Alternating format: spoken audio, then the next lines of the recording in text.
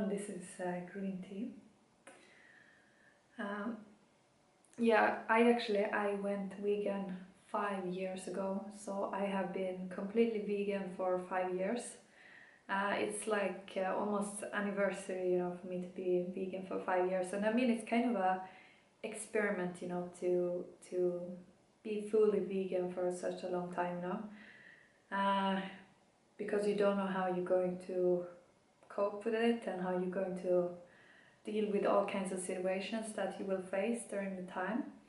But it was kind of by force, actually, external forces that made me go vegan, And initially I was willing to go vegetarian when I was 12 years old. I was like, I had seen all these hunting, I had seen all kinds of slaughtering of animals, different kinds of animals, and I was completely against it, and I was never ever enjoying the taste of meat. I was completely just surviving on different kind of starches like potatoes and rice, and the only type of meat that I possibly could eat with actually enjoying it was kind of this minced meat, like super tiny pieces, Otherwise, I was like ready, finished with meat when I was like, when I was a small kid, and I ate so much vegetables, and so much candy when I was a kid, because it was like compensating for not getting fully all the vitamins and all minerals from the food itself, And I see this with a lot of kids even today, that they actually, they are drawn towards these kinds of colorful candies and stuff because they do not get all their vitamins and minerals through the meat that they, or through the meals and like the food that they actually are eating, So, but I wasn't allowed to go vegetarian when I was 12 because all my parents, all my relatives, they were meat eaters, like strongly meat eaters, So they said like, okay, you can stop with meat, with red meat, but you have to eat fish and chicken and cow's milk until you are 18, And I was like, okay, well, I will do that, And I had to prepare all my food, all my vegetarian food like myself. And when you are 12 years old, you don't know that much how to cook. But I learned everything, I learned everything myself. So, because I knew either way that probably maybe I was going to move when I was 16 to study high school, So I needed to either way know how to prepare food, And I was thinking, I cannot prepare meat, I was so disgusted by the whole bloody, all that kind of stuff, concerning the meat. So, and then when I was kind of 20 years old, I actually had this food poisoning over in Dubai, and it was from chicken. And I mean, I was eating, at that point I was I had transitioned into eating only meat, like chicken or fish, once a week, So I was almost vegan at that point, but I was still continuing with like once a week having some chicken or fish. But I stopped with the cow's milk when I was like, probably when I was 14 or something, and just had the soya milk and other substitutes, But I had the worst kind of food poisoning. I mean, it was so bad that I almost, I was almost gone, So after that 2 weeks of completely being super sick in a food poisoning because of consuming chicken, I stopped. I was like, okay, this is it. This is meaning I'm going vegan fully now, And since then I have been completely vegan, I have not had any kind of chicken or fish or, whatever. The only thing that, is kind of controversial between some people who are vegan is this concept of honey, from the bees, if you can consume it or not. And I would say that I do not consume honey like by intention, but I know that there are skincare and there is sometimes, you know, if you're eating out, they're sometimes including honey into the vegan labeled food. So, I mean, I do not try to consume it by intention, but I know it can be in some products that I might be using, you know. And so yeah, I have been vegan for 5 years, and I think it's worth to celebrate no animal harming during those years, you know.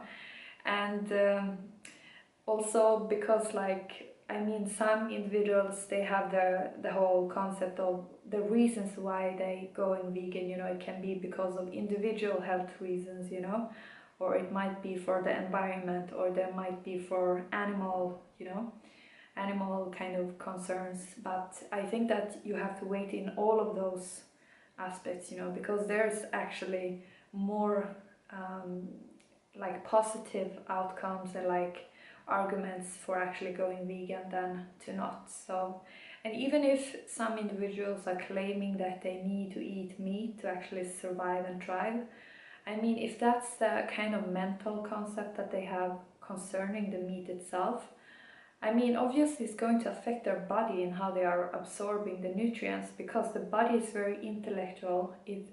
Everything in the body is like information.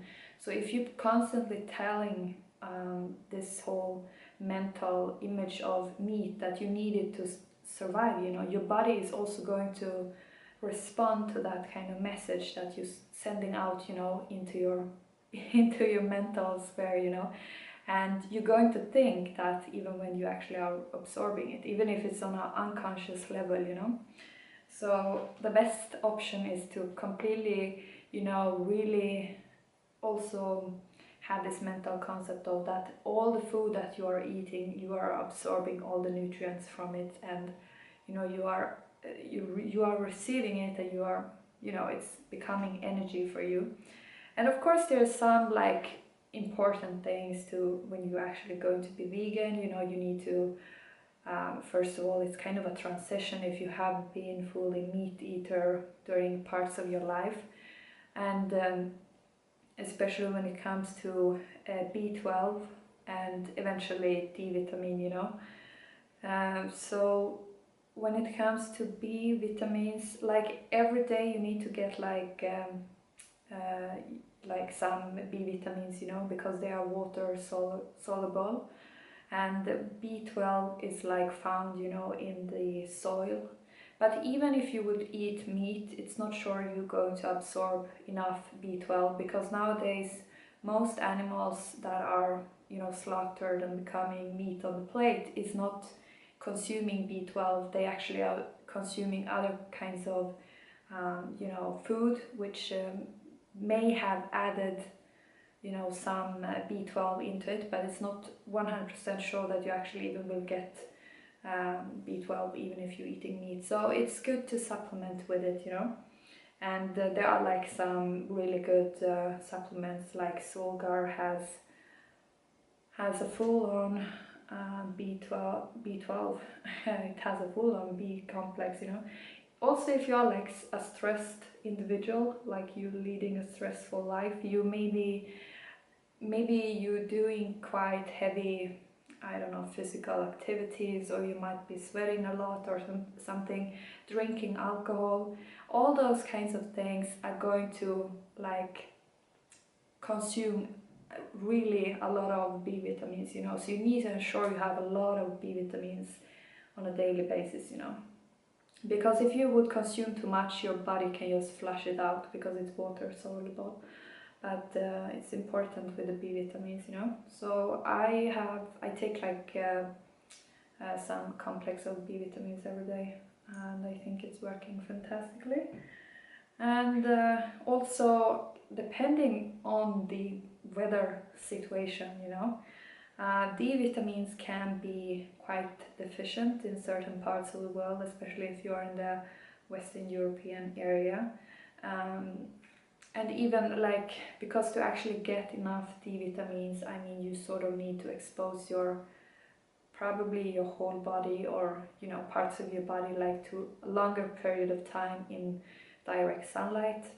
I mean, if you're consuming some products, you know, food stuff that actually has been infused with D vitamin, obviously that is sort of compensating, you know, to receive the, like for deficiency if the weather is not sunny.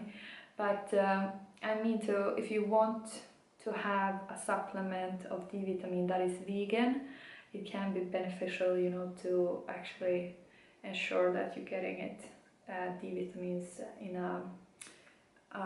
a vegan form, because D vitamins are dissolved in oil, so it's something that your body can store. But some people who do not get enough D vitamins, they get super sleepy, and they will feel you know, they will feel tired, and they don't know why they feel tired. So it's super important to get the D vitamins, because that's like going to, you know, keep you like effective during if it's like during the seasons of more or less, you know, dark weather conditions, you know. And I mean, is there like any negative effects of being vegan? Well, it depends on how you are, what kind of food you are eating, you know. You need to ensure that you have like your set of macronutrients, you know, like fats and proteins and carbs, you know. And to kind of be a little bit mixing it up, so you're doing some different kinds of proteins and stuff. And also to not have this concept, because this is a problem for a lot of people who wants to transition into being vegan or to partly being vegan, is that they want the food to look like meat, you know. So instead of being more like, you know, curious and just being open-minded, they have this kind of narrowed concept that all the proteins have to look like meat. And that's going to make it very challenging, you know, because then they have to buy these substitutes, vegan substitutes that looks like meat. And of course it works. If that's working, well, then it's perfect. But it's just like, it can get expensive if you're buying those types of proteins, you know, when you actually have all these beans and peas and like other kinds of protein sources that are actually a little bit cheaper, and they are also quite, you know, equally, you know, perfect to consume to get your proteins. And also I would say that probably a good idea is to ensure you get a dose of like greens every day, especially if you're working out, because it's going to help you to, you know, absorb the oxygen a lot better, you know. So yeah, it's just to be conscious and to sort of make some research on the nutritional aspect of vegan, being vegan, if you're going to be it on a long term. But I mean, it's just as the same. I think that people who say that they do not have a diet, but they still eating candy, they eating sodas, like drinking sodas, and they consuming meat, that's also a diet, you know. It's not the natural way, you know, of what a normal diet will look like, you know. There is no normal diet, you know. Like, what is normal is sort of what's coming from the nature, and then you can sort of process it to something else, you know. But everything should actually sort of, you have to, even if you're having that kind of, you know, craps in your diet, I mean, that's also a form of diet. And it's good to be conscious about, even if you're not going to be vegan, to ensure that all the foods that you're eating actually gonna give you the nutrients that you need, you know. Because the body is fantastic, like you can do all these, you can really absorb a lot of nutrients regardless of what you might be eating. But I mean, at some point your body is also going to start to, you know, be extra hungry, or you're going to start craving certain things because you're not getting enough of what you need, you know. So, and especially with these sort of candies and stuff, you know, that's like just That's just a whole another topic, you know. But I think it's very important to ensure the the nutrients are there, you know, in your food. Because why are you eating? It's not only because it tastes good, but it's because you need to get your nutrients, you know, not only energy, you know. So it's important to choose, because there are different qualities on the food, you know, and especially quality on the nutrients and stuff. Like if you're getting your protein from animal, you need to consider that it has been going through a change of different transitions. You know, it has, from the sun, it has been built into plants, and from the plants, the animal has consumed them. It has been built into the animal and been affected by the, you know, emotions and stuff that the animal has felt. And then it's going to land on the plate and go through this slaughtering process and then heating it up and so forth. It's quite a long change of, like, for that protein to land on the plate, you know. And also it affects the quality on that protein itself, you know. Because if you're considering an animal in comparison to the sun is quite more energetic, you know. Like if you're getting the food directly, like that has been transforming the sun rays into energy, that's more like high quality proteins, it's more high quality carbs and so forth, fats. I mean, if you're consuming avocados and nuts and all these things, so it's much better to get it from a pure and high quality source than consuming something that has been going through all these kinds of animals, you know, because that also is a process in itself of, you know, a lot of energy consumption. And that's also why we have this whole questions about the environment and these things, you know. So yeah, but I think for some people it's very natural to go vegan, and for some other people they are very narrow-minded concerning what proteins should look like. And I mean, it's fully fine if that's how, like, I think it's better to accept it, like, okay, this is how you are thinking, but to be aware of the way that you are sort of perceiving different kind of food stuff, you know, and to not be so narrow-minded in what protein have to look like.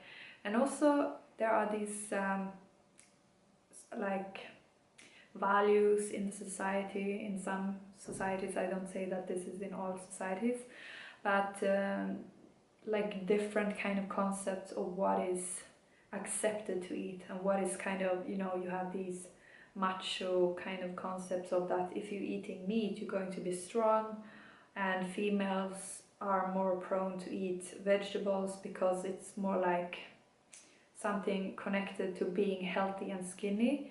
Well, yeah, that might be a true concept. Like if you're going to eat more vegetable, they have less calories and stuff, and maybe that means that you also have a more healthy diet and like lifestyle in general. And that of course is going to have outcomes in how you become, how your body is affected by it, you know. But that's a very like you know, it's a very just image kind of thing, you know, because it has so many other impacts which are quite important, you know, in relation to it. So yeah, it's about to be aware, and I think that's the whole point with it, you know, to be aware and to have an open mind regarding the concepts of food, you know. And most people are probably not so aware of the stuff that they are eating, and they also have some blockages, you know, in how they are thinking, you know, about making these transitions. Some people think it's very expensive, some people think it's going to take a lot of cooking, like effort and time and so forth, but it's actually very simple, you know. Like the nature is simple, you know. If you really have the intention and you have made this sort of awareness connection, and you have understood, you have strong arguments to why want to go vegan, and you are in that place of where you feel like, okay, I want to go vegan and this is what I'm going to do, but I don't know how. Well, then you are in a good place, you know. It's going to happen in some time, you know. So yeah, so just to get some first awareness, you know, where is the food coming from, how is it landing on the plate, you know. And I can say that it's a great choice, you know. I think that, you know, all the food, when I went vegetarian after a few weeks, everything tasted so good, you know, because the body was absorbing nutrients, you know, and that made a huge difference, you know.